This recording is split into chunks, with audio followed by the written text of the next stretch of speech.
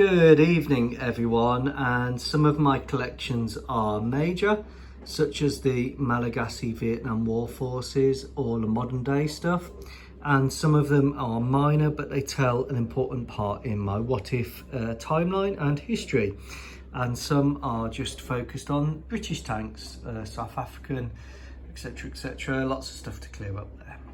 But let's come back to this minor collection. So in the early 1960s, the Malagasy What If forces got involved in supporting British actions in the Middle East.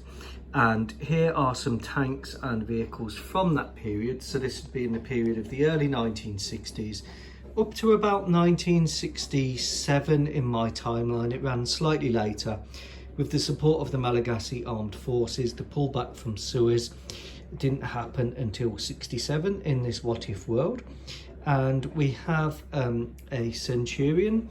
This is a die-cast kit converted with the S&S models 105mm conversion set. I've added a Butler's printed model M19 30 cal on there, and then this is the Centurion armoured vehicle Royal Engineers, a Malagasy service, just the armoured vehicle engineer with a mine plough.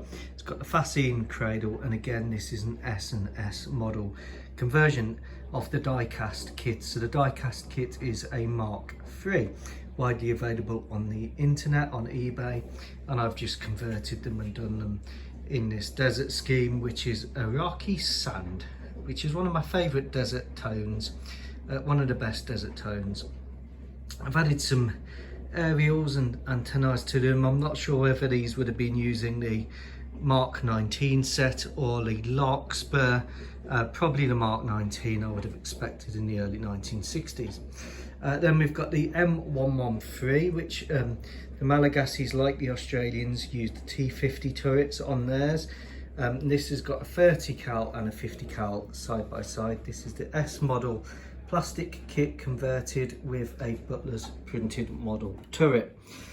Then we've got a Butler's printed model Saladin. Now the Saladin was non-standard for the Malagasy armed forces because they used the EBR 75s and the EBR 90. However, to operate with the British, they brought some of these Saladins, and they popped back later in the timeline in use as airfield defence vehicles. Now the Saracen was a key Malagasy piece, and this, like the Saracen, is a Butler's 3D printed model.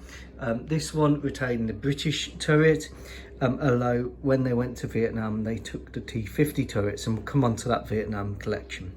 Then we've just got a repaint of an eBay Carrarama Land Rover. This is a medical Land Rover. It's lacking the wheel on the bonnet, but otherwise this would give the medical support at the front line. Lightweight operations and heliborne operations were the order of the day for some of these campaigns, and we've got a Unimog 404 with a 3D printed 25 pounder just brought years ago off eBay.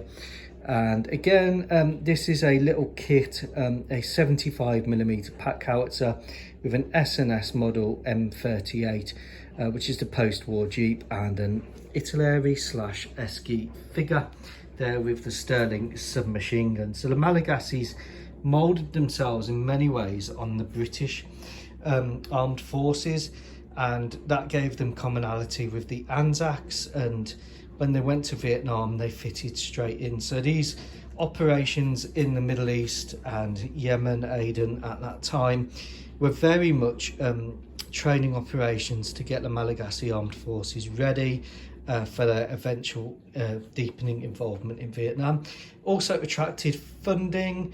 Funding is always important. The oil reserves were there as well at this time, but it attracted funding and appreciation from various stronger powers around the world, which stood them in good stead geopolitically.